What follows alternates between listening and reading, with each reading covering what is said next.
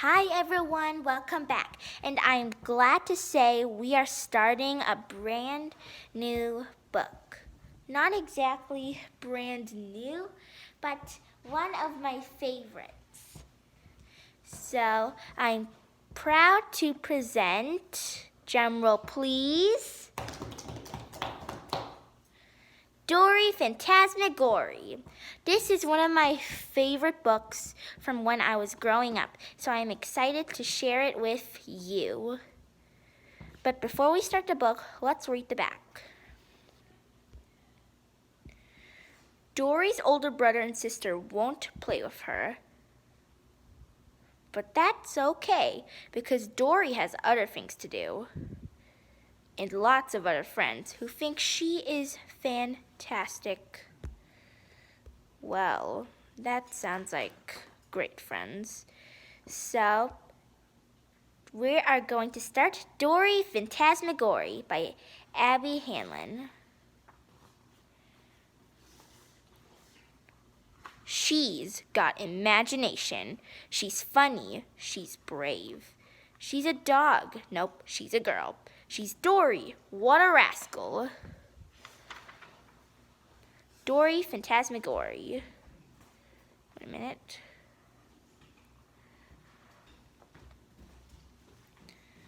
Phantasmagory means a dream-like state where real life and imagination are blurred together. Chapter 1. Such a baby.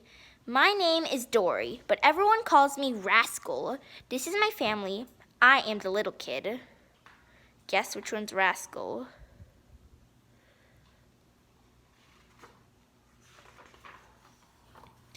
My sister's name is Violet, and my brother's name is Luke.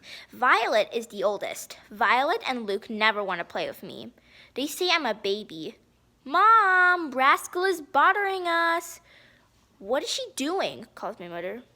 All summer long, whenever I try to play with Luke and Violet, they say, please leave us alone. Well, I'm not going to leave, but I can't think of what to say, so I ask questions. Any question I can think of.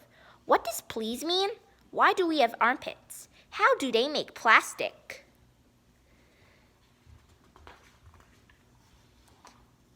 I can't wait for school to start so we can get a break from Rascal, says Violet. Me too, grumbles Luke. Don't talk about school. I cover my ears. I never want summer to end. I like to stay home in my nightgown instead of getting dressed for school. It's a winter nightgown, says Violet. And it's inside out, says Luke. And it's backwards, says Violet. So what? I say. So now that you've turned 6, now you need to start acting like a grown-up, not like a baby. Why do you always call me a baby? I complain. Because you talk to yourself, says Violet. And you have temper tantrums, says Luke. And you play with monsters, says Violet. Talk to myself? I have no idea what they are talking about. I never talk to myself. I talk to my friend Mary. No one can see her except me. Mary, it's lunchtime. Why do we have armpits? What an interesting question. Mary always wants to play with me. She thinks I'm the greatest. At night, Mary sleeps under my bed. What is the opposite of a sandwich? I've always wondered that. During the day, Mary follows me around. She wants to do what I'm doing. I usually don't mind, but sometimes I have to tell her no. Sorry, Mary, I'm playing with Violet. No, you aren't. Okay, Mary, what do you want to play? I ask. Here are some things Mary likes to do. Try to steal Violet's doll, Cherry, fake sleep, sneak cookies from the high cabinet, exercise club, get dragged around the house in a laundry basket. Why are you talking to a laundry basket? Faster? Look for monsters.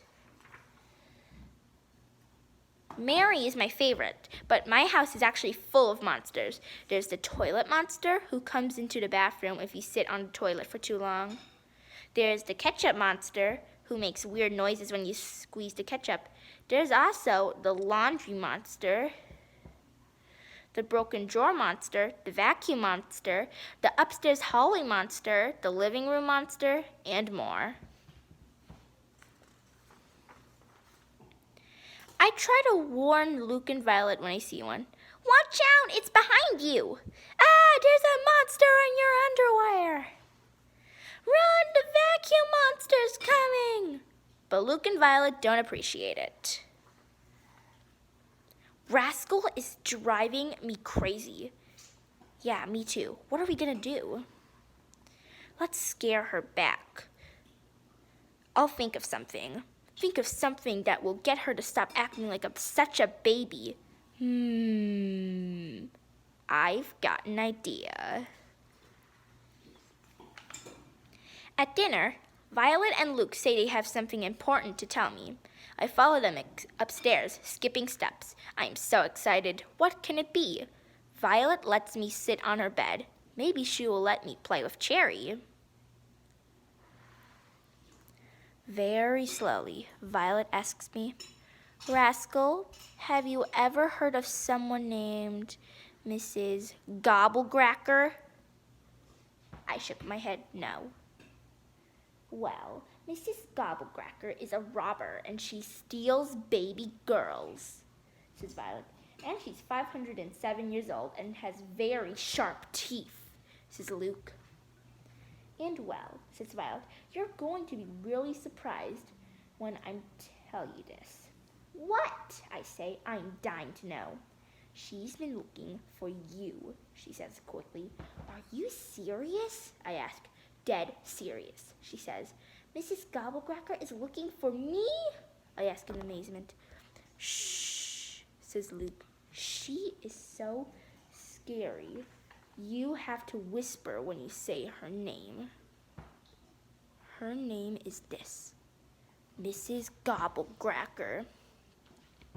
If I were you, I would stop acting like such a baby so she doesn't come and get you, says Violet. For a moment, I'm quiet. This is a lot to think about. Violet and Luke stare at me as if they're waiting for me to cry. How will she get in the house? Does she come in the front door? Will she ring the doorbell? I ask them. Before they answer, I have some more questions. Is she sneaky? Will I have to battle her? Does she wear a long black cape? Is she made out of fur? Is it real fur or fake fur? Are her teeth rotting? Does she brush them? Does she have a really creepy looking nose? Does she have a cat? Does she live in a cave? Does she have really long bones? We don't know! Leave us alone! They shout, shaking their heads and walking away fast. I follow Luke and Violet around the house. Oh my gosh, what have we done? Said Luke, covering his ears. Is she vegetarian? Does she vote? Is she nocturnal? Does she like ice cream? Does she like anything? Is she powerful? Does she have a cell phone? Does she eat rubber chicken? This is the worst idea we ever had, says Violet, trying to get away from me. Ever, says Luke. Ever, ever, ever. I don't even want to know what happens next, says Violet. That is the end of the first chapter. Bye, everyone.